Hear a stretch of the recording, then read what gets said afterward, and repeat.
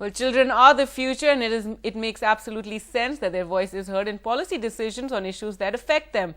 Bangalore's Vidhan Sauda saw a special consultation with children from around Karnataka, presenting their problems directly to the Chief Minister. After facing the pressure of being a BJP Chief Minister in Karnataka, it must have been a nice change for Jagdish Shettar to be given roses and smiles. ಮುಖ್ಯಮಂತ್ರಿ ಆಗ್ತೀನಿ ಅಂತಂದ್ರೆ ಕೆಲವರು ಕೈ ಎತ್ತಿದ್ರು ಆದ್ರೆ ಬೇರೆ ಬೇರೆ ಸಭೆಗಳಿಗೆ ಕೈ ಎತ್ತುವುದು ಸ್ವಲ್ಪ ಕಡಿಮೆ ಯಾಕಂದ್ರೆ ಈಗ ರಾಜಕಾರಣಿ ಮತ್ತು ಮಂತ್ರಿ ಮುಖ್ಯಮಂತ್ರಿ ಆಗ್ತದೆ ಸ್ವಲ್ಪ ಬ್ಯಾಡ ಅಂತ ಅನ್ಸುತ್ತೆ ಈಗ ಬಹಳ ತೊಂದರೆ ಇದೆ ಈಗ. But these were very young delegates who could certainly teach our adults a thing or two about sincerity and ideas to improve society.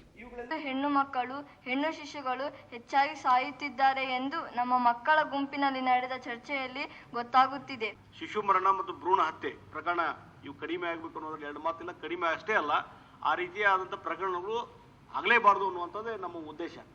The children came from many districts of Karnataka and presented issues that were both urban and rural. ನಾನೇನು ಕೇಳಿದೆ ಅಂದರೆ ಶಾಲೆ ಸುತ್ತಮುತ್ತ ತುಂಬ ಕಸ ಇರೋದು, ಸ್ವಚ್ಛತೆ ಇರಲ್ಲ, ಅದರಿಂದ ಮಕ್ಕಳಿಗೆ ರೋಗಾಣುಗಳಾಗ್ಬೋದು. ನಮ್ಮ ಶಾಲೆ ಸುತ್ತಮುತ್ತ ನಾವು ಕ್ಲೀನ್ ಮಾಡ್ಕೊಳ್ತೀವಿ.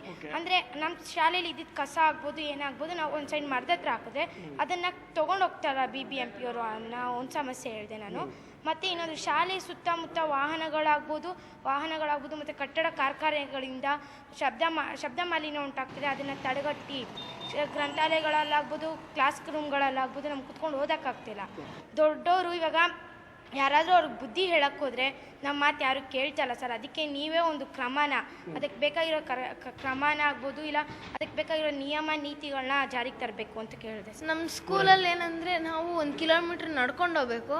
ಅದಕ್ಕೆ ನಾನು ಬಸ್ ಬೇಕು ಅಂತ ಇದು ಮಾಡ್ಕೊಂಡಿದ್ದೀನಿ.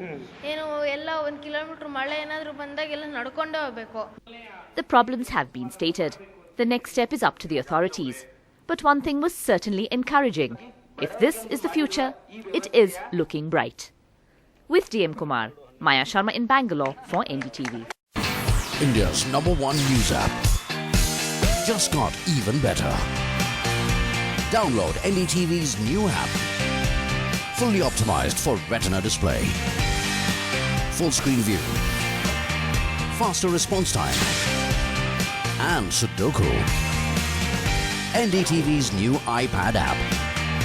Download now.